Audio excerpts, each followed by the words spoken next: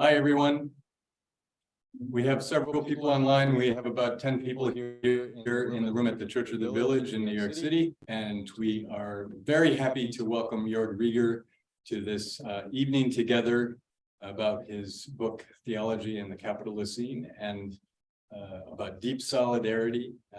It's going to be a really wonderful, engaging conversation, I'm sure.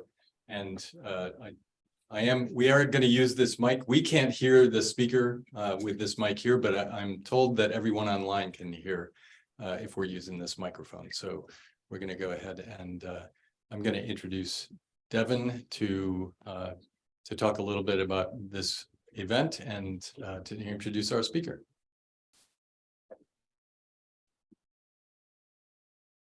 All right. Hi, everybody. I'm Devin. I'm with the Religious Socialism Working Group. I think we had designated this time for passing around the sign-up sheet that's on the ground right now. Oh, you did? Okay, awesome. Yeah, so I wanted to thank you all for being here. We are at the Church of the Village in the West Village of New York City, here with Joerg Rieger, and I wanted to read a short introduction about Joerg that I wrote by doing some Googling and finding various versions of your bio online. So the Reverend Dr. Joerg Rieger is Distinguished Professor of Theology and founding director of the Wendland Cook Program in Religion and Justice at Vanderbilt University. He lectures internationally and is the author of numbers I found varied, but 26 books and 140 academic articles. 180 now or so. 180, okay. It does. It's a lot. So Joerg's work brings together theology and the struggles for justice and liberation, which are exemplified by the following questions. Considering the multiple relations of religion and power, what difference does religion make for good and for ill? Another question to consider, what might be the constructive contributions of theology to this question? What options and alternatives can we envision, and how might the tools of theology help us make appropriate choices? And finally, what are the implications of various embodiments of faith for politics, economics, and ecology? So Joerg's work in theology draws on a wide range of historical and contemporary traditions, including liberation theology, and has a concern for the manifestations of the divine and the pressures of everyday life. He's an ordained elder in the United Methodist Church. We did have a webinar on February 1st about Joerg's book, Theology in the Capitalist Scene, Ecology, Identity, Class, and Solidarity. And it was one of our best attended recent events, so we invited him back to give an in-person talk today. Great, thank you. Mhm. Yeah. So should I hold this or clip it somewhere, or might be best just to hold it? Yep. And this is the mic right there. Like where is it put? Which happened if I put this here? I think How about this? Can everybody hear me out there? Yeah. Great. So I do have a little PowerPoint that goes with it, so I don't have to do all the talking. Sometimes I'm a visual learner myself. It's easier to have a few slides. I'm not sure how this shows up here on the screen in the room, but may not show up in the PowerPoint just yet. Do the slide, the screen sharing. There we go. Yeah. So, okay. So, well, thanks for coming. This is a room mostly full of Union Theological Seminary students, which is cool. This is one of my favorite schools in the country, next to Vanderbilt, to be sure, right? So, but there's some progressive schools, theological schools, and I think what's great is that we're doing some work that is addressing the main challenges of our age. But what I found over the years is, as we all talk about intersectionality, there are some challenges they're less frequently discussed than others. And so, while I think these days you cannot study theology in a progressive context without talking about race, ethnicity, sexuality, gender, ability for sure. For some reason, the class notion is still somewhat absent. And when it comes in, it has a little bit of something, but it's not either precise or it lacks power analysis. So these are some things I wanted to rectify with this book. I mean, of course, some of my other books talk about these things as well, but this new one, actually, does somebody have a copy? I do a little show and tell here. It's sort of intentionally a very sort of accessible manifesto style thing because it sort of pulls some of the things together I've been working on. But it also pushes some of the boundaries. And so sometimes people get a little nervous when you push too hard, but I think the DSA here and the Church of the Village is a good place to have these conversations. So thanks to Jeff for having us here. Thanks to the DSA Religion Commission. Well, what do you call it exactly? Religion and Socialism Working Group. Religion and Socialism Working Group. The CP had a religion commission at one point. I think I got that confused. So, but that's another story for another day. So, what I want to do, maybe for about, hey, Aubrey, it's good to see you. Come join us here. Everybody should know Aubrey Hendricks, author of many important books and close companion and co-worker. Thanks for coming. And who has also been on some webinar, at least one or two with us. Yes, Religion and yes. Socialism, yeah. By the way, I have two books that we can distribute afterwards. I have some flyers here also if anybody's interested. Fortress was kind enough to give us a bit of a discount, so if anybody's interested. And of course, all these things these days are now available from the libraries for free, so you can get an e-copy if you're a Union student or Columbia or Duke or anywhere. You can actually get the book without having to buy the hard copy. So we do have the slides before us. I think they got up just a little bit mixed up, but the first slide here actually is the second slide. So Jeff, if you could go on to that. This simply talks about where I work. The Wendland program in Religion and Justice is a program at Vanderbilt Divinity School that deals with issues of economic and ecological justice. But it deals with these questions specifically with a class analysis and also with an eye towards labor issues. In fact, we believe that what exploits people is what exploits the planet and vice versa. So it goes in both directions. And therefore, we ultimately have to think about not only the analysis of the problem, but also the resistance. So how do we push back? And who's in solidarity with whom, right? I tell you now, the thing that most people are probably most afraid of is precisely the 99% getting in solidarity with each other. You know, I mean, a minority movement is always valuable and can do a lot of good. But capitalism can usually assimilate that, right? You can usually sort of divide and conquer and make your way forward that way. But if you have people and the planet in solidarity, maybe something can happen. So this is one of the questions of the project. One of the questions of the book. This weird word capitalism in the title. I have to explain that. This is the second slide. Yes. Everybody these days knows and talks about the Anthropocene and what that is. You know, there's geological time epochs, you know, the last 11,000 years since the ice age is the Holocene. You learned this in school. Now people say we live in the Anthropocene, basically meaning that we live at a time when humanity has taken over the planet. There are now so many humans, so many people that they're really reshaping everything. That's pretty obvious. But the Capitalocene is actually disputing the idea that it's all these humans reshaping the planet. Is actually saying, well, maybe it's not humans.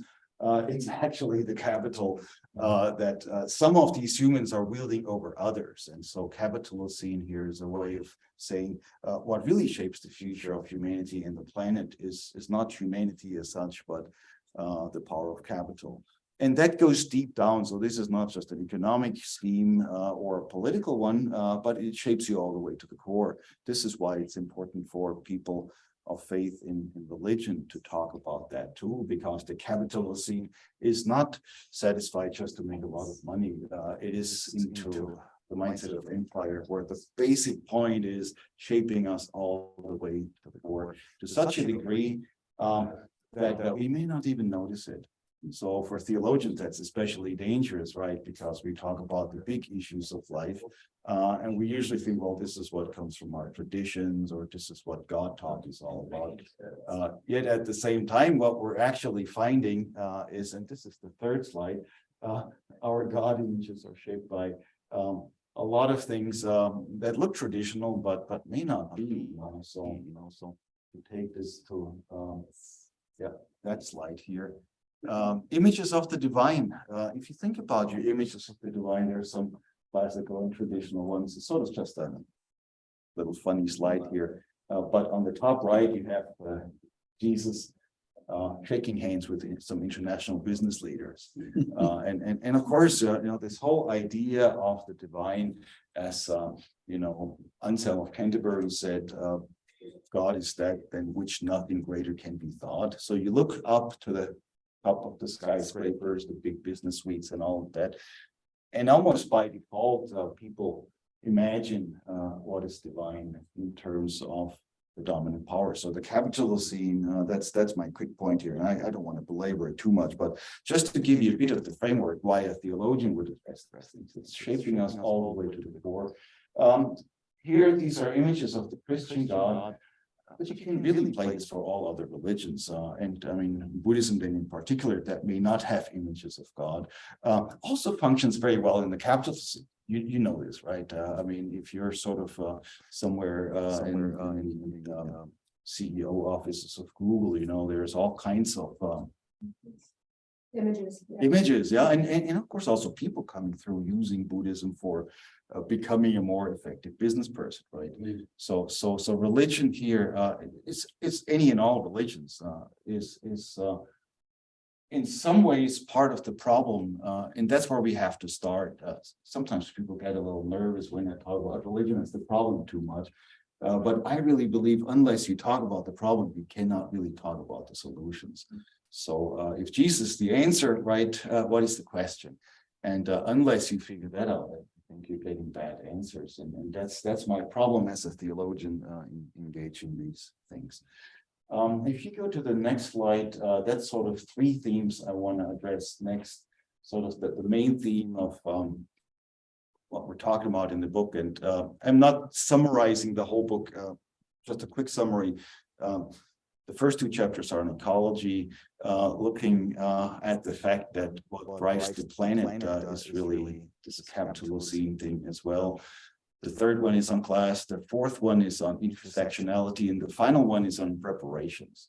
So we're actually getting to reparations. Maybe not today for the whole argument, but Obery read the book and he endorsed it. So I'm very much appreciative of that, and he can add some of his own thoughts. So the three things here: religion matters, labor matters, class matters. Let me start with the first one. So this is the religion matters. So we can go to the next slide then. This is a quote from a famous Union professor who taught there for a long time, also fellow German, Paul Tillich, Systematic Theology, Volume 1, 1951. Our ultimate concern is that which determines our being and not being. Only those statements are theological which deal with their object insofar as it can become a matter of being and not being for us. That was Tillich's basic notion of the ultimate concern. That is, I think, a really important theological term. It's just a question, what is the ultimate concern? And Tillich thought it was somehow, meaninglessness, despair, anxiety, sort of the whole idea of existential philosophy. My suspicion is, those things are important, no question, but what if we plugged into that notion here the idea of labor? Like what labor, right? You look around in the literature and see how much there is on theology and labor, and you will not come up with a whole lot. That's not a topic that most theologians are even aware of. Maybe some atheists say, well, we also should consider labor. But if you think about labor and then you tie it to ultimate concern, the first thing you would have to say is none of us would be here without labor. So you want to talk about being or not being. You can talk about metaphysics till the cows come home, but let's talk about why we're here. The first thing then is Let's talk about not just productive labor, but reproductive labor. Talk about the gestational labor of your mothers. You would not be here without the gestational labor of your mothers. By the way, there's a feminist colleague who has argued that limiting access to abortion equals forcing women to perform unpaid labor, forced labor, because gestational labor is labor, right? And of course, it's a matter of 100% not being. I mean, if you're not going through that process, you're not here. I mean, that's of course maybe a little bit simplistic, but it tells you where we're going, right? So gestational labor, reproductive labor, and of course, this is not just human labor. Of course, you know who does reproductive labor, right? It's usually relegated to women and minorities. So keep that in mind. It's foundational for anything else. There is no productive labor without reproductive labor. And of course, the whole other than human labor is also all reproductive labor. So whatever the bacteria are doing at this moment all around us, whatever, non-human labor is performing is absolutely essential. It's a matter of not being. It's just the philosophers don't seem to get it. So what if we do? So that's sort of a little first step into what is your ultimate concern? And it's just mind-boggling to me that ultimate concern in all these theological arguments, and of course Tillich was a socialist, hooray, but didn't occur to him to talk about this stuff. Well, it occurred to him that it was dangerous to talk about this stuff once he had come to the US. So he had talked about this more in Germany. Once he was at Union and a little comfortable there, that didn't seem to be flying with the Americans too well, and so he left it out. Maybe we can catch up here a little bit. So that's sort of the first thing here. Thinking about labor here, of course, not in terms of alienated labor, but of people's productive capacity, right? I mean, this is one of the big things about socialism. A lot of people are thinking socialism somehow primarily about the welfare state, 5-year plans, the government doing things for people. But what if socialism is not you being taken care of, but you actually can express yourself, your creativity, your agency counts, your labor actually counts, what you do matters. And of course, then you also want to be taken care of, right? That's not wrong. But to think about socialism simply as sort of this idea of, let me do something for you, the nanny state or something like that. Oh, now we're getting into all kinds of conversations, but keep in mind, the point here is ultimate concern has something to do with agency, broadly conceived, human agency, non-human agency. And then so the next slide is if you just hit the forward button, we're getting to me also. There you go. That's it. There was one more slide. Well, that's fine. Just imagine a slide here. They got mixed up a little bit. That's fine. Want me to go to the next? Let's see what's coming up next. There's one. This one was the one I had first, but so here, think about ultimate concern, images of the divine. The last one here is sort of maybe a little overdoing here. It's a caricature, of course, but an image of the divine in terms of a business person. I mean, the ancient images of the divine as king, as ruler of the universe, with the royal insignia, all that. But I have a feeling that for a lot of people today, you think about the divine, you think about people who have power in the society. And so somebody in a business suit sort of fits that model, right? And then, of course, on the other side, we think, well, these are the people we have to take care of, right? Working people. And keep in mind, working people, we're always talking about a diverse group. So this is not talking about white men in hard hats, but we're talking about the most diverse group that humanity has ever seen. That's the working class. So keep in mind, labor here is a way of talking about diversity that escapes us sometimes as well. But think about that. So now we're talking images of the divine, and you might wonder whether this is actually something that applies to how we think about God. So think about these people on the right here in terms of images of God, not just images of people, diversity, but really think about how this applies to the images of God. So that's the first one. Religion matters, but we're thinking about ultimate concern differently. So let's fill in that idea a little bit. So go back to the other slide, Jeff, that we just had, the one with the essential workers. Now, we all know this. This comes out of the pandemic. This is language where people realize that they wouldn't be here without essential workers. Again, a very diverse crowd. And people got a little bit more appreciative, maybe things, but nobody really understands that this is really essential, right? And we wouldn't matter of being and not being, really put it in terms of the big philosophical questions.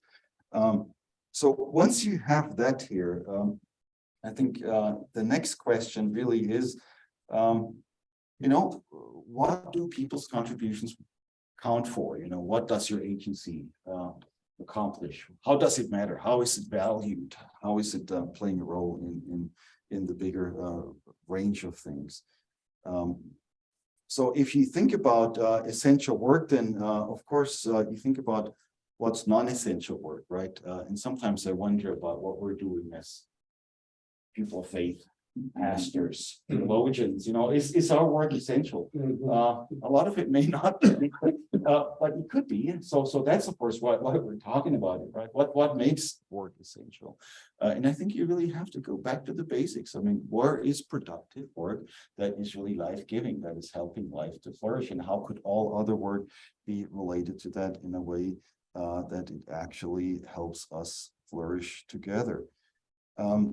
And of course, the other piece here, when we talk about labor, we really have to think about what is at the foundation of the economy. So there's a lot of people that have ill feelings about capitalism these days. Theologians write books. The book you just mentioned, I haven't read, but there's other books that will not be mentioned here, but they're basically talking about finance capitalism. And then there are theologians out there that think, well, finance capitalism is a problem. Why don't we just sit down with finance capitalists and have a conversation and solve the problem of finance capitalism, right? They will listen to us, or we have some good ideas too. And what all of that talk and most of the economy and religion talk overlooks is that what is at the foundation of the economy, again, being and not being, is labor.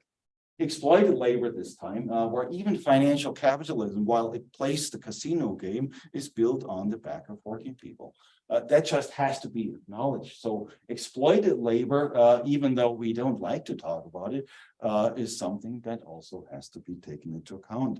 And so essential work, exploited work, and of course, not just exploited human work, but then you can talk about extraction, perhaps the extraction of the natural world, natural resources, fossil fuels, and all of these things.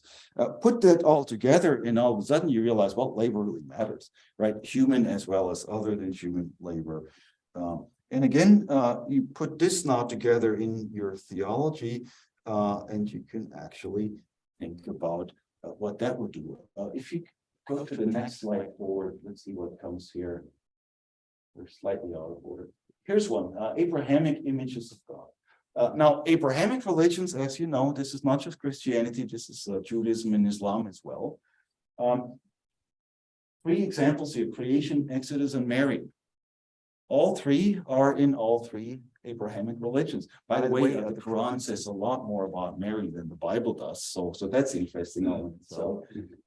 And oftentimes these things are talked about in terms of labor. So in the creation stories, you have this, of course, in the book of Genesis. If you're Christian, you know that second story talks about God planting a garden and forming Adam from clay.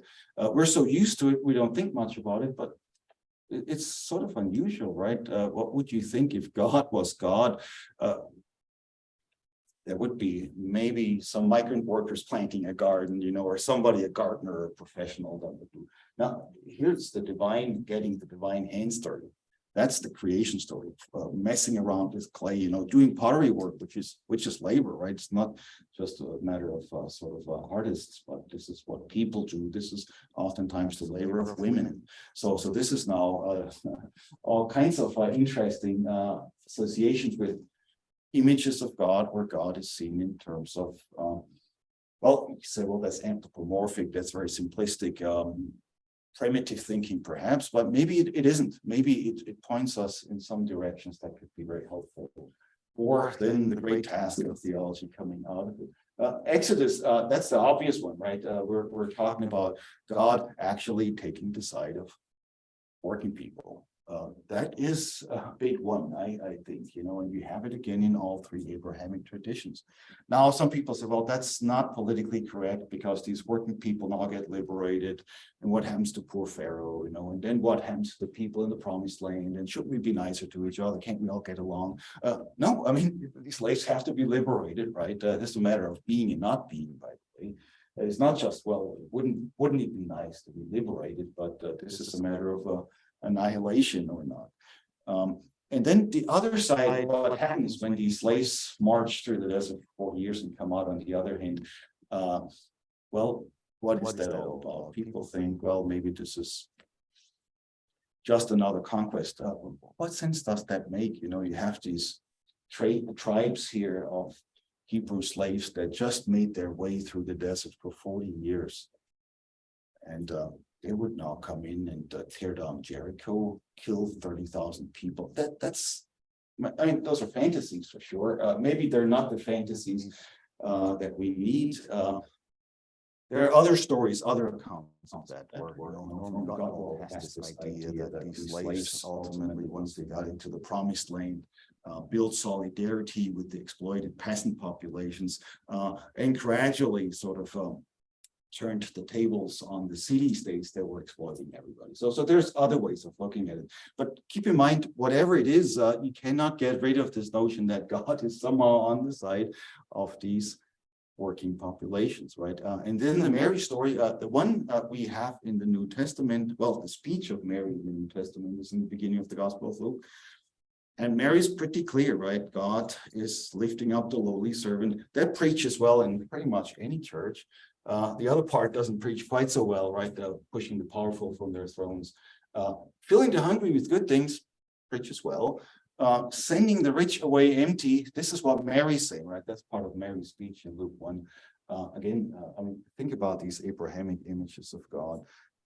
So religion matters, labor matters, because it shapes us really in ways that are pretty unexpected. And keep in mind, there's 99% of us that have to work for a living. So maybe labor matters more than we realize. I have one more slide, and I'm really so happy to have you guys here because this is my slide. If it pops up, if you find it from, that's all right. There we go. Navayana Buddhism, B.R. Ambedkar. If you've never heard this name, this is one of the great leaders of liberation in India, working on the one hand alongside Gandhi, but on the other hand also being very distinct from Gandhi and having much more of a class analysis and much more of a critique of the caste system and so on. Now, as an Indian, Ambedkar wasn't born a Buddhist. He was born a Hindu who then converted to Buddhism. And with him, I don't know exactly how many millions of people. I mean, there are now 500,000 at that first. There were mass conversions where Ambedkar himself converts to Buddhism. And then a lot of Indians, especially in the state of Maharashtra, convert. And that's where Buddhism is still very strong. This Ambedkar Buddhism, where you now look at Buddhism from the perspective of what we're just talking about. So Buddhism now is not just an esoteric religion, but Buddhism now, two of the prime terms here, dukkha, the one suffering, right? This is sort of one of the key terms in Buddhism. Ambedkar talks about it as labor relationships, conflictual labor, relationships of class, where suffering here is not something that comes mysteriously to you from the universe, but it comes to you via exploitation. That is the thing, that is the problem. And then, of course, the solution, Dhamma, which could be translated as all kinds of things, including religion, is nothing less than reconstructing the world. So it's not just sort of a process of becoming at peace with yourself or finding your place in the universe, but it is addressing the core suffering of dukkha, and thereby, for Christians, we might talk about salvation or something like that, but it is reconstructing the world, a very practical thing. And of course, you can see how that would resonate, especially with Dalits, the people who are sort of at the very bottom of the caste system. And once you look at it that way, again, we can say there's some real deep connections between labor and religion. And that's precisely the thing that Gandhi misses. Gandhi is not very fond of the unions. Gandhi thinks, well, the caste structure is okay as long as we consider everybody to be a child of God. And Ambedkar says, no, we don't need this stuff. Sorry, that's of course a big challenge. And you can see how that then gets into all kinds of interreligious matters as well. Let me go quickly on to my third point, because that then is the one I want to interpret in terms of the solidarity question, because that's where we're headed. We're talking about solidarity as deep solidarity. So a couple of notions here. Class here, in terms of foundational definitions, you think about maybe class at work and really at the workplace here. Think about it in terms of conflictual labor relationships at work, relationships of exploitation, relationships of, some people doing all the work, somebody else siphoning off all the profit. I'm putting this in very simplistic terms, perhaps, but these are some of the fundamental things that happen when you look at class, including power differentials. So class as a relationship is the basic definition I want to submit to you tonight. And that may not be much of a surprise on the one hand, but you'll see in a minute why this is not the way we usually talk about class in America. And we're not talking about class in this way in most sociology courses either. If you remember what you heard in Sociology 101, we'll get to that in just a second. Now, when I talk about this, and people see me as a white guy with gray hair and a gray beard, they think, well, of course, where does he get that from? Karl Marx talked about class struggle. You must be a Marxist, right? And well, yeah, I mean, that's what happens to me at the American Academy of Religion every year. Oh, there comes the Marxist. He wants to talk about class struggle. But you go out here, you go into the next little bodega or grocery store or any little shop, and you ask people about class struggle. And they say, oh, yeah, I can tell you. What do you know about class struggle? Well, there's a labor relationship where I'm not in charge, where somebody's putting a lot of pressure on me and somebody else seems to be benefiting from my work. That's sort of the basic class struggle experience that not only essential workers have, but I've been in the academy for 30 years. I can tell you that the noose is tightening even in the academy. Around the necks of the professors, where now we see class struggle in places where 30 years ago you couldn't have said much. I mean, remember Fred Jamieson at one point laughing about academic labor is not that estranged, he said, alienated. Back then I was a grad student, I thought, no, I'm going to be an academic. I'll have a nice life. And I have a nice life, don't get me wrong, but I can show you class struggle, even in places where nobody at this point is even talking about it. So the middle class, the professional class struggle is something that is really all around us. And the fact that Marx also talks about it is helpful because you can say, well, somebody else sees it too.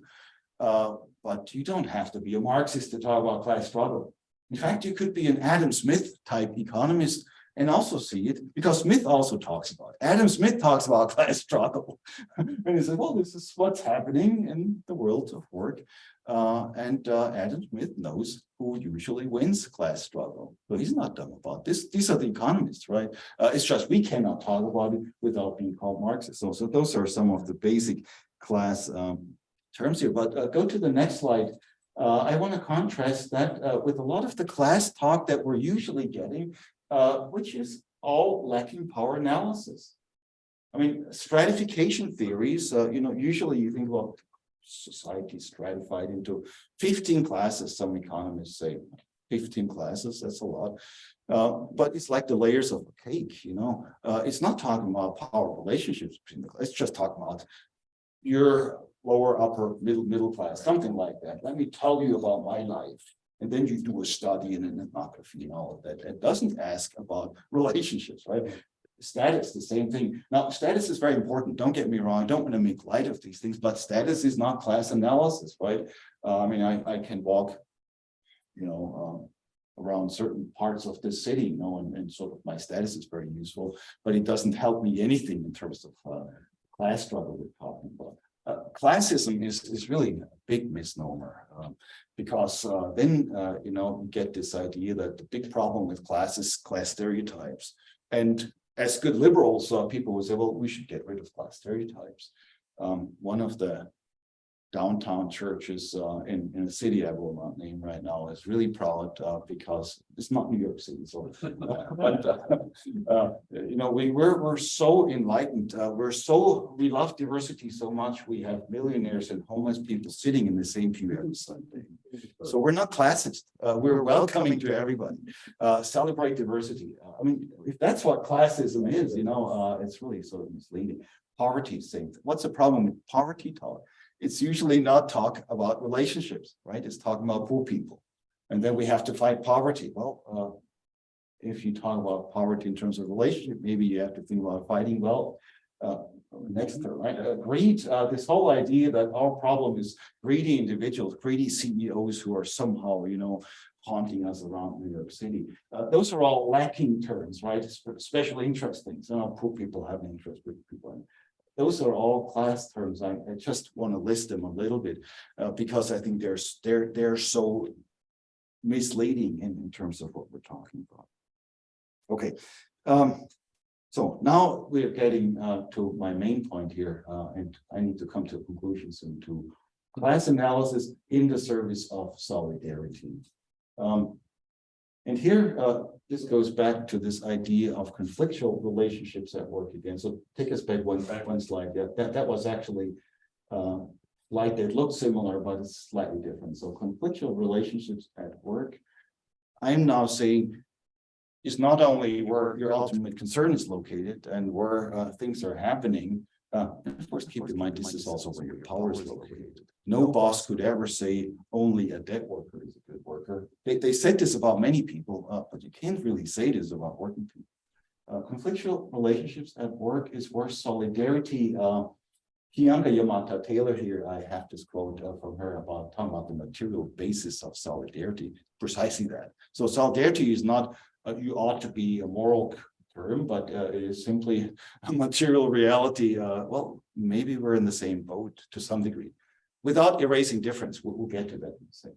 Because this is the location of intersectionality. I mean, you walk into any church, and I mean, I'm sure this church is different than most.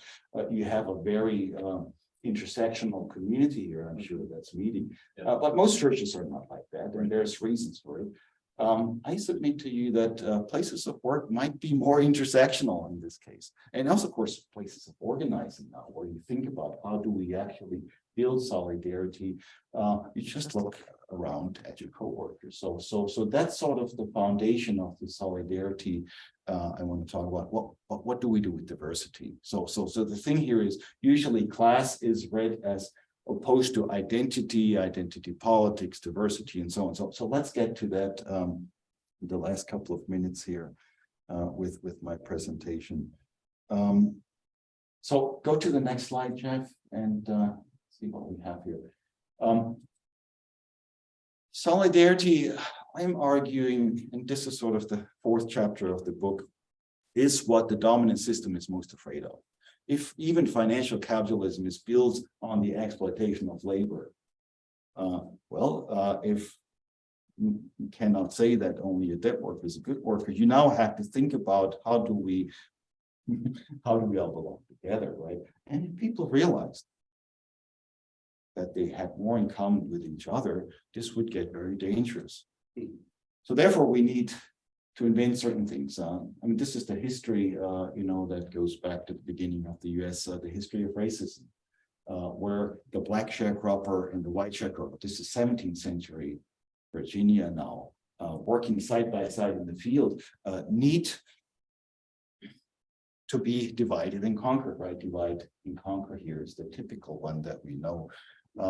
but it functions via what I call unite and conquer, because the white sharecropper now via racism is made to believe that they have more in common with the white boss than with the black sharecropper.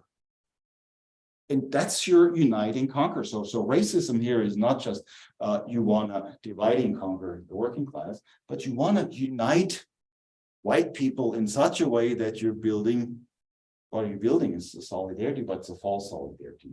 Because who are you conquering by uniting and conquering white people, white supremacy? You're conquering black people, you're conquering non-white people, but you're also conquering probably at least 2/3 of white people who are not benefiting from this thing.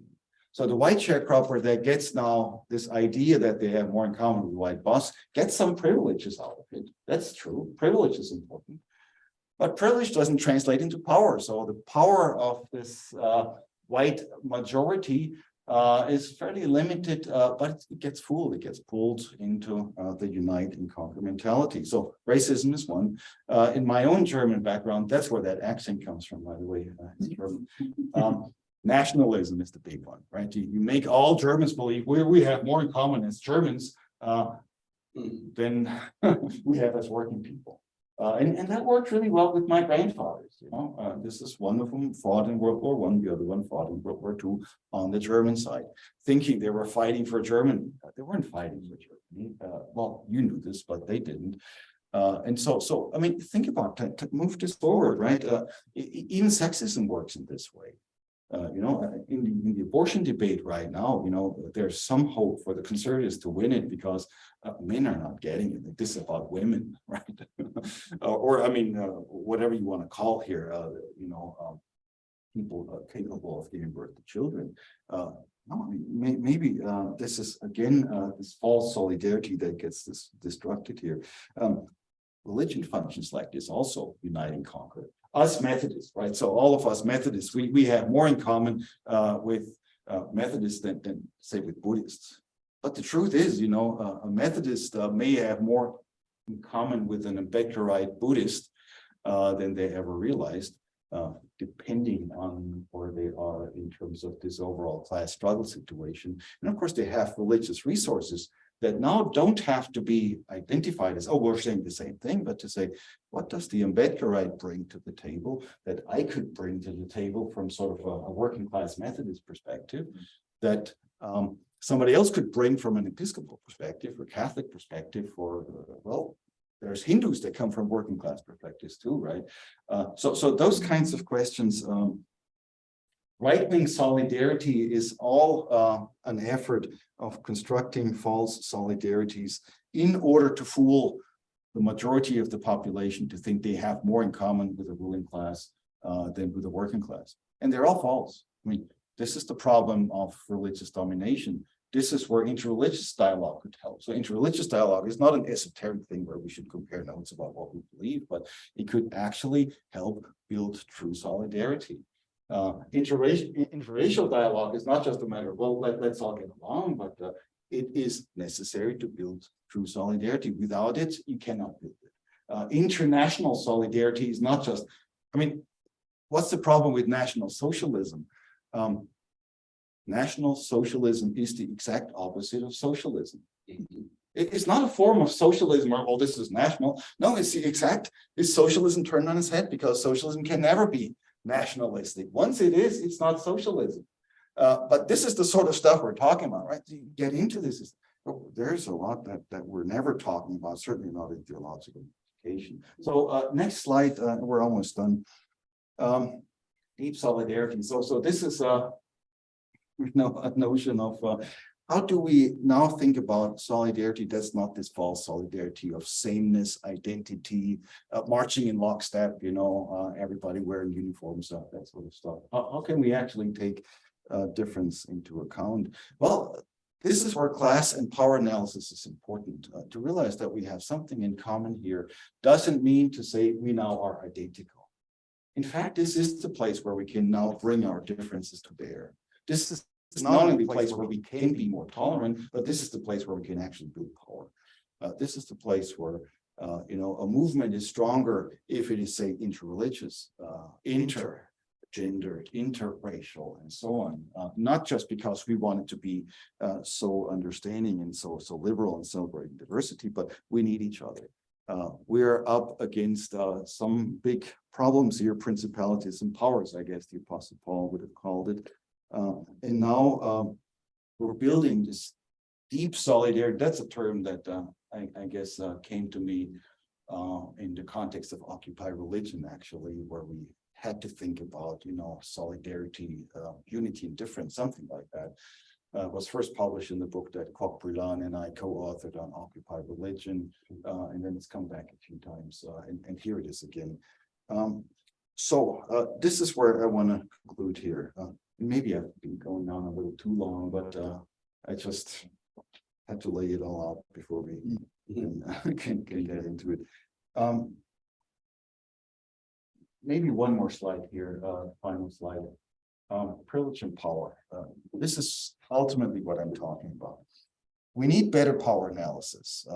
The fact that we don't have a good power analysis, I think, shows everywhere, because we confuse privilege and power. By confusing privilege and power, you're actually falling into a lot of the traps of this false solidarity thing that I was talking about. This is the right solidarity, where you assume your privilege basically translates into power. So let's talk about white privilege. I have white privilege. I mean, don't even need to dispute this. I also have some class privilege because, I'm a university professor, have a nice cushy job at Vanderbilt. But if I do my class analysis right, I realize that my power is actually fairly limited. That's surprising, right? Here, I'm supposed to think of myself, well, my privilege gives me power to change the world, and I just have to use it. I also have male privilege, I have straight privilege, I have European privilege. I mean, you add it all up, it looks pretty impressive, but it doesn't do much, surprisingly, right? And once you realize that, once you do this work, this is actually a forum that we did from the When and Who program. Some people you might know, Charlene Sinclair should be well known here in the city. Former union student Jin Young Choi, Chomtoli Huck is also here in the city at CUNY Law School. The basic argument here in conclusion is to say what helps you think more specifically about this solidarity if you ask the question how much power you have. And you realize that maybe your power is more limited than you realize. And that, of course, has various consequences. This old white liberal idea of advocacy, where I now speak up, I speak truth to power for somebody, is actually pretty questionable because, as Rick Wolf once said, also a big name here in the city, right?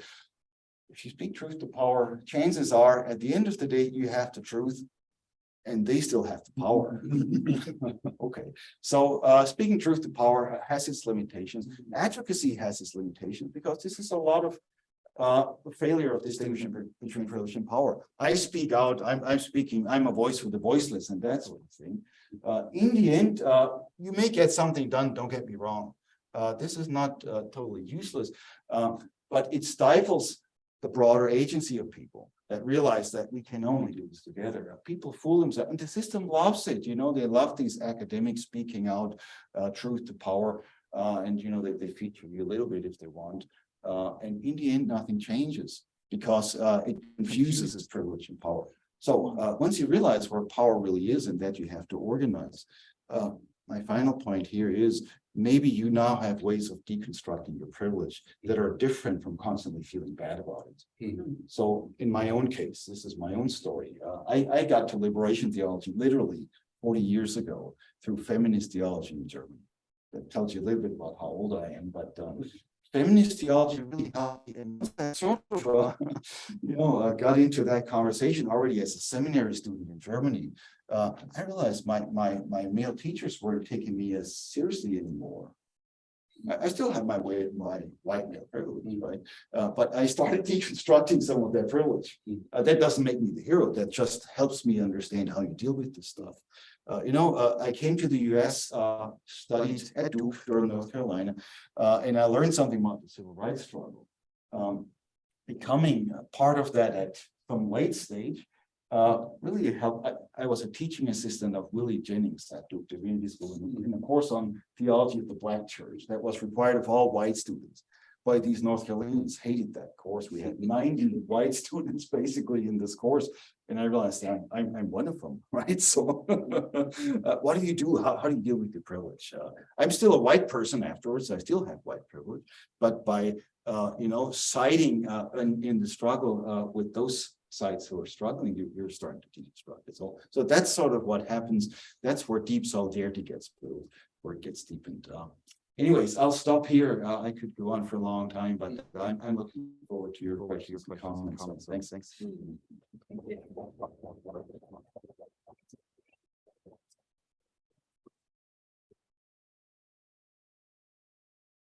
It occurs to me that we talk about solidarity.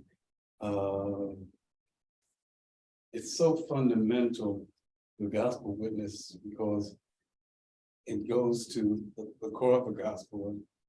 Jesus says is the greatest social commandment, to love your neighbor as yourself. And when we look at the profound implications that, on every level, economic, social, political, I mean, it really speaks to solidarity, but not only wanting for your neighbor and your neighbor's loved ones the same kind of freedom and resources. So it also implies struggle, because we will struggle for the rights and the liberation and the freedom and security for ourselves and our loved ones, and we're told to do the same thing. I want the same for our neighbors. So love your neighbor as yourself really is a commandment to struggle for the common good and to build solidarity. Thank you, Aubrey. This to me is this is one of the key foundations, theologically speaking, where love your neighbor is oftentimes seen as the basic thing is charity. And it isn't. I mean, if you think about it as solidarity, Martin Buber said, love your neighbor as yourself, or something like that, as being yourself. Understand that the other is part of yourself. And Levinas says something like that, then you get a little metaphysical at times. But if you do it in terms of a class analysis and power analysis, what I'm suggesting, it becomes much clearer that your neighbor who is laboring alongside you is exploited by a very similar system, if not the same boss. And this is something that welds you together. So realizing that your neighbor is actually part of yourself. But all this false solidarity is designed to, cover all that up, deny the fact that you're connected. And then you say, well, you should love somebody. This is why communitarianism doesn't help. The idea of communitarianism is we're also individualistic. We should be more communitarian. No, we're connected already. Class analysis tells you how we're connected in this exploitative relationship. And now the question is, how do we build solidarity out of that? And that comes almost natural if you're not blind to being connected. Yes. So it sort of reverses a lot of what we're usually putting out there in terms of our theological systems. So it's no longer just a sabio. You should be nice to somebody on the street, but you should realize that you cannot survive without that person. Because it's unnatural to love somebody. I mean, in the emotional sense, to love somebody that you don't really know as much as you love yourself. So it's got to be talking about something on a more basic level, and that really comes down to solidarity that transcends class, really. Yeah, I mean, exactly. It's the opposite of all that sappy stuff that we usually think about. Sorry, I'm not a very metaphysical person sometimes. But So I have a question. take the microphone. Yeah. Okay, so I have a question. I loved reading, especially that "Why Not a War on the Wealthy" line that you had about when you talk about the war on poverty. But I'm trying to think about the practical. I go to a church where they are committed to being anti-racist. We work on, we have a program for the people who are being bused up here from Texas. And we've done a lot of anti-racism workshops, and they almost always fall apart. actually. So what would, I mean, not recently, we've been doing a little bit better, but what would you say to the person in the pew, the millionaire, the billionaire sitting next to the homeless person, and the middle class person right in the middle? How does this translate into working in the local church? Where does the impetus for it come? Is it the pastor who then says, well, we're going to have a discussion group on economics? I mean, I personally joined DSA after being in a discussion group at church on corporate capitalism, which, you know, came from people in the congregation. But, you know, it was that kind of a church, but it was still a small discussion group. So how do you see this translating into the pews, so to speak? Well, two things. First of all, the class analysis thing really helps you not to demonize other people. So, you know, it ends demonizing the wealthy, you know, or sort of putting out individual people who have a lot of money. Yes, this is the problem. In fact, you know, if somebody's a CEO of a corporation and they decide tomorrow that they don't want to be as CEO-like, somebody else will be the CEO and they will be replaced. So simply, you know, the wealthy as such are not even individuals. They're not the problem. So once you realize that there's a problem with these structures, you know, the wealthy themselves might realize how they're playing into this. And I think a lot of wealthy people know it. They just don't think they have any options. And so the question is, well, what might some of your options be? Very practically, one thing that we're doing through the Win-Win program is, you know, we're not anti-business. We're actually very interested in cooperative businesses, where all of a sudden if labor exploitation of labor is the foundation, you're now thinking about how do you actually work with less exploitation or with no exploitation, and all of a sudden a lot of this turns around in all kinds of interesting ways. So there's ways. I mean, I'm not saying this will be easy, but there's ways of really turning the system and bringing along some people that have not only privilege but also power. During the Occupy Wall Street times, you may know that there was this, what was it, a Tumblr site where people held up signs saying, I'm a member of the 99% and had a little story. There was another Tumblr site that said, I'm a member of the 1% and I stand with the 99%. And people also had their little story. That might still be up, I don't know. But translate that into racism. If you're thinking about, you know, the way we oftentimes approach racism is precisely, I'm a white person who has this tremendous privilege, which I do, right?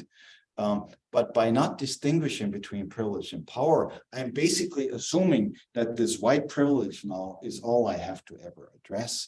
And then you're basically stuck there. You either feel bad about it or you try to be less privileged. You try to divest yourself of what little privilege you have and it doesn't work. And so it gets very complicated. But if you realize you have this privilege, but you don't have the power, then you can say, well, maybe I need to do something about that. And so then you can actually join a liberation movement in very different premises. Keeanga Yamata Taylor, in her book From Black Lives Matter to Black Liberation, makes a distinction between allyship and solidarity.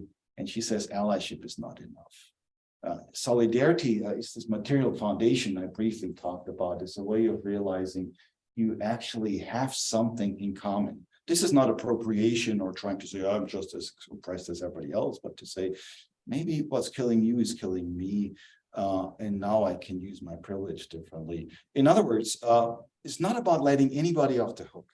So this is not about letting white privilege off the hook and say, well, since you don't have so much power, it's not that bad. But it's a different way of looking at it. It's a different way of dealing with it to say, you have this white privilege or take male privilege, take straight privilege, all that stuff.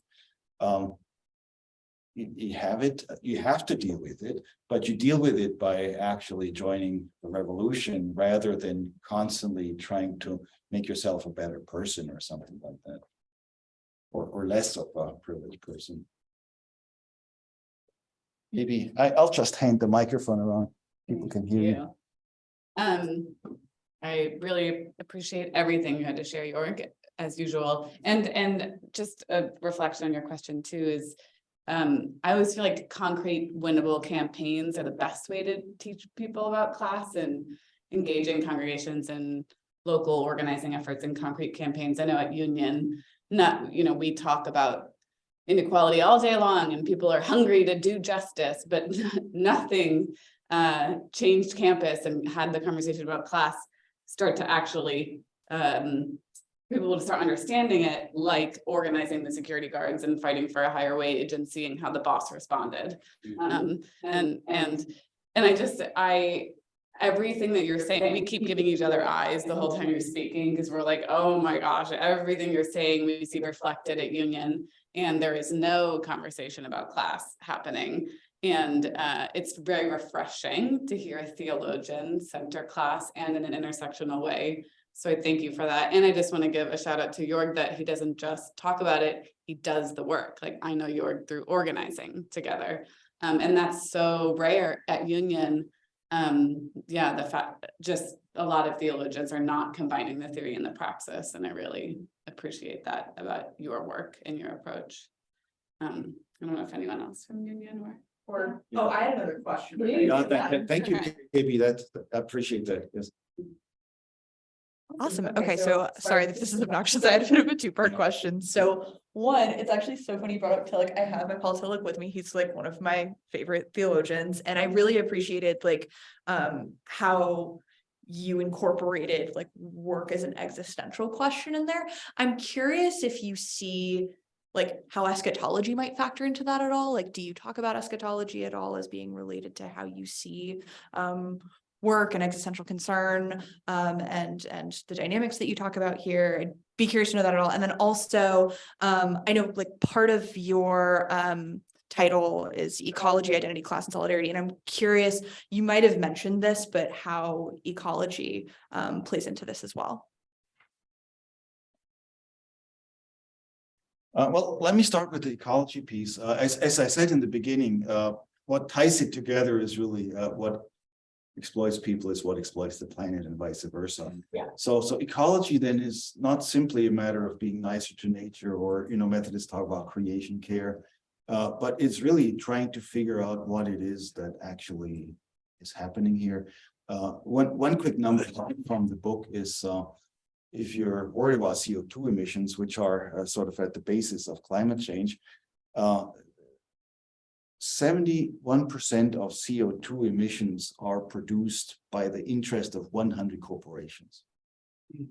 71% of global CO2 emissions are produced by the economic interest of 100 corporations. That's a pretty interesting number, right? So there's a class analysis that actually helps with ecology also. And of course, we talk about extraction and that sort of thing, again, in terms of that economic analysis. But the next thing there is, you think about agency. So we think, well, we have to save nature. Well, what if non-human nature, right, other than human nature, I guess the politically correct term now, also has agency, and where would that be, right? I saw the documentary recently where they're reintroducing beavers in the American West. They're building dams. You may have seen this too, and thereby, restoring some of the flow of water, the retaining of the water. And they're actually, already studying and finding results that this might help address climate change. So beavers in the American West now have an agency that's pretty amazing, right? I mean, I also like beavers, so that's great. But and of course, beavers are sort of the typical working class animal, right? Yeah. That's what's I'm just kicking off here, but I think of it this way. So that's the ecology piece. I mean, what we're doing at the Wendland Cook program, as KB was saying, we're doing a lot. Of course, this is the complication, right? So we work with labor, we work with religion and labor. That's not a great easy alliance there, right, to begin with, right, bringing faith communities and labor together. We work with worker cooperatives, I just mentioned that. And then, of course, we also work with socialists. And unfortunately, that's yet another unhappy alliance because labor and socialism has its own problems, right? Labor and church has its own problems. So basically, the three-legged stool is not that easy to maintain. This is an Episcopal reference, by the way, the three-legged stool. This summer, we'll bring a few labor people together, and KB is spearheading this in the city to look at a new, what do we call it? Spirit and Solidarity Summer. This will be a new organizing thing, labor organizing with religion. And my only interest here is to bring some of the worker co-op people together. So we're building some of this thing. And if you're interested, I mean, talk to KB. She's sort of at the heart of a lot of this. The real organizing thing. By the way, this is how I test myself. If what I'm saying actually rings a bell with people like you on the grassroots, I think maybe I got something, right? And why this is so interesting is not me teaching you all the things I know that you never thought of.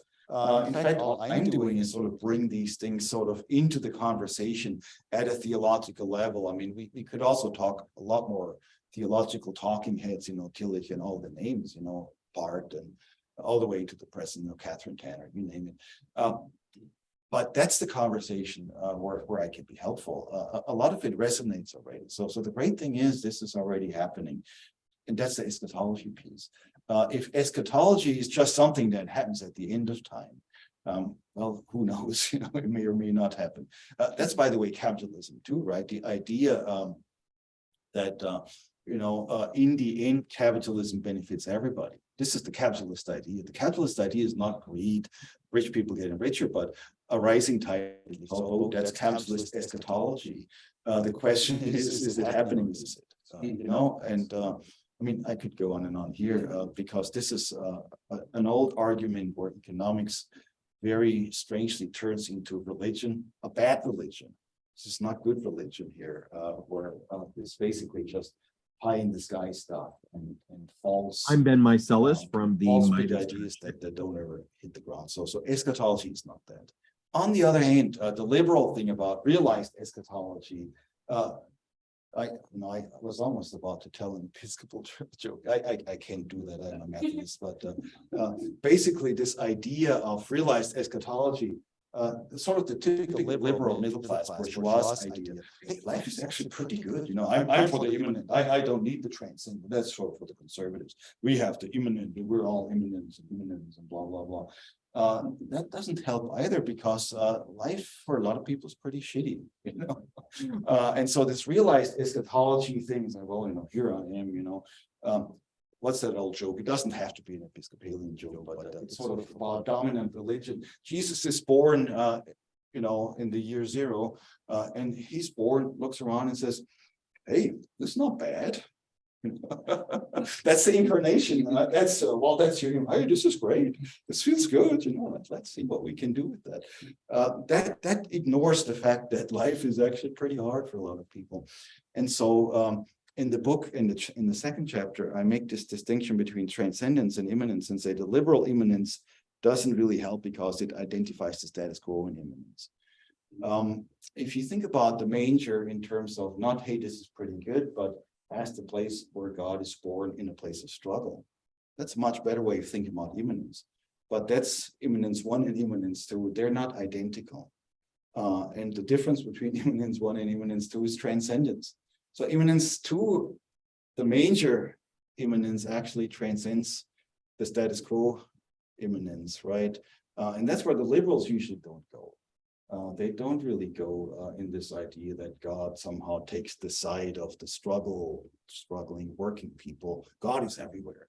I mean, once you do your class analysis and all you come up with is to say God is everywhere, maybe you haven't quite done that homework yet, and you haven't quite done your eschatology yet either, because I mean, God is not on the side of the oppressors. God is not on the side of the abusers, you know. Of course, you know, God's working towards transforming them. That's good, but that's eschatology again, because it's not happening just yet. So in other words, it's a lot more material, but it's still it's here and not yet here.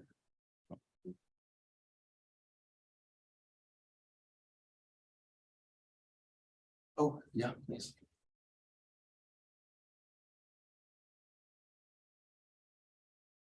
I've appreciated being here so much. So thank you for that. Thanks for coming. But I am very curious to know a little bit more about kind of this distinction that you made between deep and true and healthy solidarity and sort of shallow, limiting, destructive solidarity. And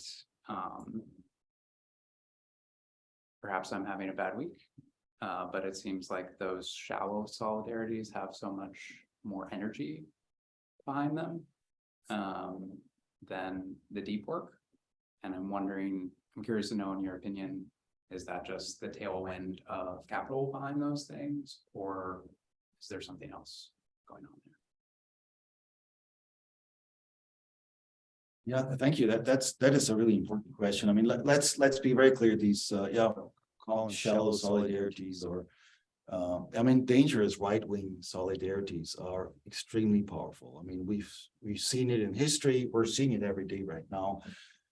So keep in mind, when we say solidarity, the right wing has a solidarity project also. And of course, solidarity to such a degree that it helps you win elections, hold political power. So that should not be forgotten.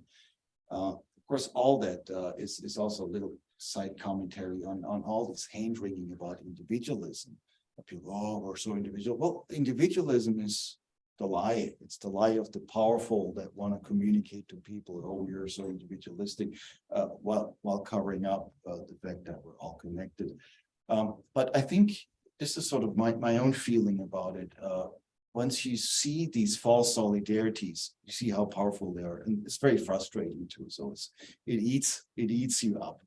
I mean, this whole white supremacy thing really eats me up in so many ways. But how do you fight it, right? So that's where I think that other form of solidarity I'm talking about might actually be liberating, instead of yet another moral that you must be in solidarity with the least of these. I mean, we've seen this kind of solidarity on the progressive side also. I mean, I'm thinking about the 1980s sort of Central America solidarity, which was a lot of times that well-meaning Americans putting themselves in solidarity with people in Central America, which was better than nothing. Don't get me wrong. I'm not trying to put that down, but as the Latin Americans knew, if that's your solidarity, you can always walk away once you've had enough. And that also happened, right? And maybe it's just human, but that sort of solidarity doesn't go far enough. So for me, in all of this, what I'm looking for is where are some of these connections that are deeper than that, and those might not be easy to find. But on the other hand, for me, that's sort of the only thing I find that keeps me not only alive but actually productive. So I'm a theologian, who's getting up there in age, perhaps, but I'm as excited about what I'm doing as I was in beginning, maybe even more so because I see some of this stuff happening. Keep in mind too, I taught in Dallas, Texas for 22 years. And when we went there in 1994, people said, well, you want to go to Dallas, Texas? And we said, well, I'm from the South. I'm from the South in Germany, but there's a lot of similarities. I mean, they think of us as fools and idiots, and we can't even speak right, and so for me, speaking English was always an easier foreign language than speaking High German. Not because I cannot speak High German, but because I resent it, right? So going to Dallas at one level was, well, these are my people. But on the other hand, this is also very hard. And the way we survived in Dallas is pretty much by surrounding ourselves with people like you guys who are here tonight, right? With progressive people that you find everywhere. And with the kinds of people that realized that actually there was a struggle. That includes now, this is the racial story here also, where you think about, I mean, I was a very young professor. In the second year of being a professor, I was invited to the leadership of the SCLC in Dallas. Well, this is a great honor. I didn't know what I was doing really, but on the other hand, just being invited to that and then being with people who are very different from sort of my typical white liberal colleagues the school I was teaching at the time. Those were major steps for me, and while that wasn't always without conflict, those were the life-giving things that were in so many ways that made me what I am today. So in that sense, I mean, my invitation to you would simply be, I mean, you know this, but just look exactly where you need to be looking and where you find those connections that, I mean, you have them, but we just have to encourage each other. This is where I think,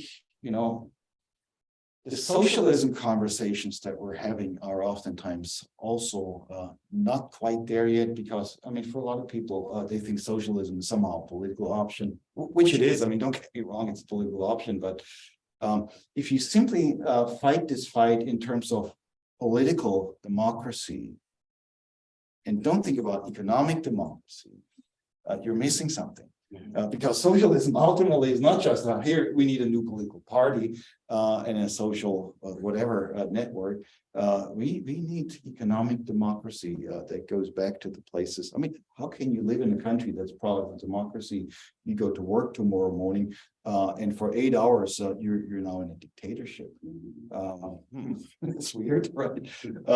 Plus these 8 hours shape you so deeply that you don't really know what to do when you get out. So all of that is simply to say, find those solidarities. And I mean, you guys at Union, you have something going, I know. Sorry, I'm giving these long answers, but this is just, I'm really enjoying that conversation. Thank you. I would say we need more than economic democracy. We need working class power, because you won't get economic democracy without that. And we do try to encourage that in this congregation. It's a very, as you already pointed out, it's a very diverse congregation, both ideologically and politically and understanding, generally progressive, but the other thing that I've been preaching a lot about, well, two things, process theology and what's called ecological civilization. Because I think that you would probably agree that we need deep solidarity, not just between human beings, but between beyond human beings and humans, or we're not going to survive. So I think that to get back to Aubrey's point, love your neighbor has to include the beyond human world. There are neighbors too. Yeah. Now, if you can do that with a power analysis, I think this is what's mostly missing in process theology. And I say this as somebody, who's close to all the Claremont people, and I spend a lot of time from living in Dallas.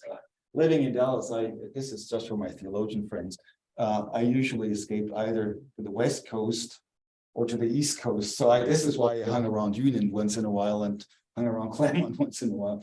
But if you really want to take seriously what you said in the beginning, so economic democracy is not enough. We need working class power, and I think that's a great way to put it. I've had conversations with John Cobb, where John Cobb says, "Well, the working class sort of missed the boat." So, okay, now what? Who hasn't missed the boat, and how do we actually build this power? How do we? I mean, and there's ways. I mean, what I'm saying is there is ways to put this together with a process perspective, but it's not automatic. Philip Clayton wrote a book, Organic Marxism. Well, I could tell you the backstory there, where Philip rewrote the book a few times, and I think it got better and better. But even there, I think the question of class analysis, power analysis, power, and the working class here is a way, of course, if we say working class in the US, we have to agree that this is the majority anyway you look at it. So working class is not, there are a couple of people that work for low wages, but working class is at least 2/3. Michael Zweig made that case, working class majority. I'm willing to extend it to the 99% with some caution. So this is not a sloppy class analysis, but it's to say, we think about working people as being this class that is exploited. And then you think about the natural world in this way also, not just as agents, but as agents that resist oppression. maybe that would be the way forward, but I'm very curious about how you're doing this at the church, so I'll have to come back and and check in with you. I'm impressed, thanks.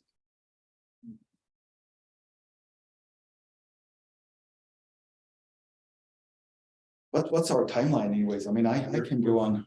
We're at the end of our time. Yeah. We're over the end. by Yeah. about 7 Yeah. Okay. We are, but I just had, because of you mentioned socialists, so, sponsored by a socialist organization Yes. here, where we have many conflicts within the organization. Should we be a third party and so on? And should we be, the one thing that is gathering a lot of enthusiasm right now is what is called mutual aid work. And some of us who are sort of old fashioned are like, well, how is that different from charity? And, I think Dean, I'm forgetting his last name, but he wrote that book on mutual aid, and people are, going back to Kropotkin.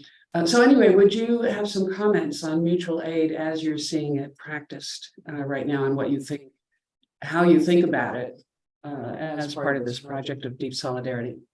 That's a great concluding statement I can make here. That may be actually my last word, because if you think about all that we've talked about, so we've done the class analysis thing.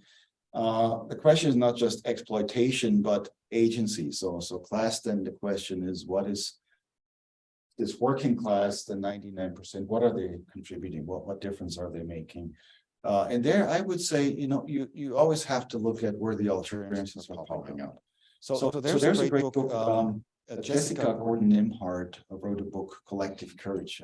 I don't know, Aubrey, you might know about it. This is a story about African-American traditions of mutual aid and cooperatives. It's a really good book, because what she does is, she tells the whole story. So this is really worth reading. Part of that story, though, is she talks about how this mutual aid, when it became dangerous, there was always pushback. So the fact that a lot of these things are not here right now is not because they weren't sustainable or they weren't well thought out, but they were always destroyed. They were too dangerous. And so I think that's one way of measuring what your mutual aid is doing, if it's actually getting dangerous or not, because a lot of it isn't getting dangerous. So mutual aid as such, I'm not quite sure it's really yet the remedy to push back against capitalism. However, if it is based on an analysis of capitalism, I think it could work that way. So if you said, for instance, this is why we're more interested really in worker cooperatives. One of our affiliates in Nashville is the Southeast Center for Cooperative Development, which is doing a lot of work. Again, Rick Wolf, Democracy at Work is one of his books, talking about what he calls worker self-directed enterprises, WSDEs. Those are more advanced forms of mutual aid, it seems to me, because they're really restructuring labor as such. So if mutual aid is a way of actually restructuring labor relations, I think we're getting somewhere. But if it isn't, then it might not be going far enough. So it could be a model, but it really has to ask itself, how is it addressing this fundamental question of the exploitation of labor relations, which is an exploitation of human relations, and ultimately an exploitation of our relation with God. That's where the theologians come back in. So the mutual aid thing, I think, could probably be pushed a little bit. No, I'm saying it needs to be pushed a little bit, but it might be a start. So in a way, I'm not saying it couldn't go there, but it needs to have a fairly clear analysis tied to it.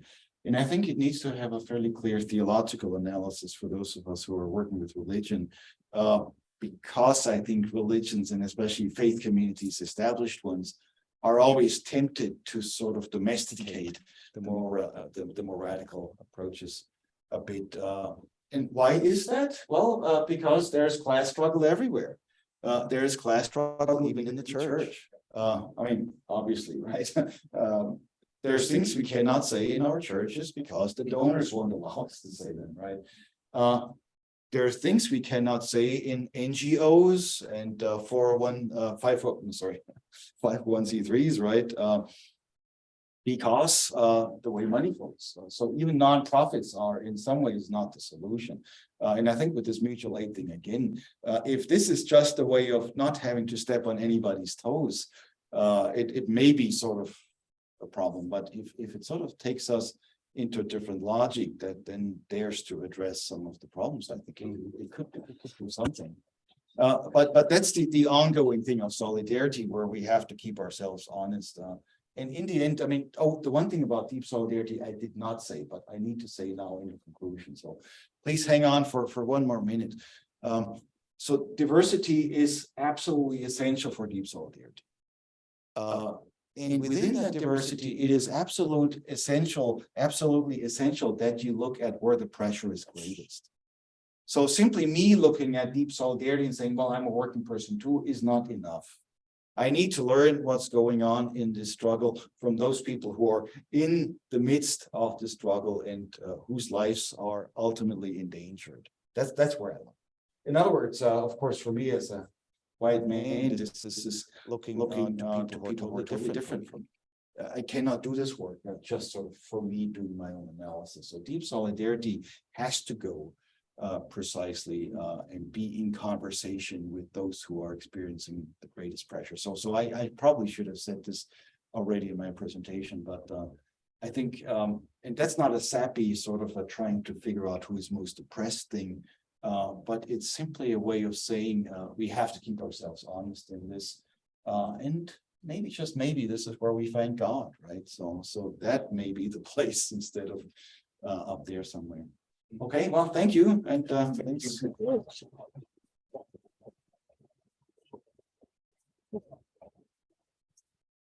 Any concluding words from the organizers, Devin? Okay. Manja, as they say in my tradition. Oh, we have some food. Thank you. Food, and we'll, yeah. Well, thanks, everyone. Thanks for. Okay, thank you. Thank you to all the people on Zoom too, and the rest of us are going to finish up the coffee and tea here. But we appreciate your coming, and this was recorded, so we will be having it. We'll send you a link to it at a later time. Thank you all for coming.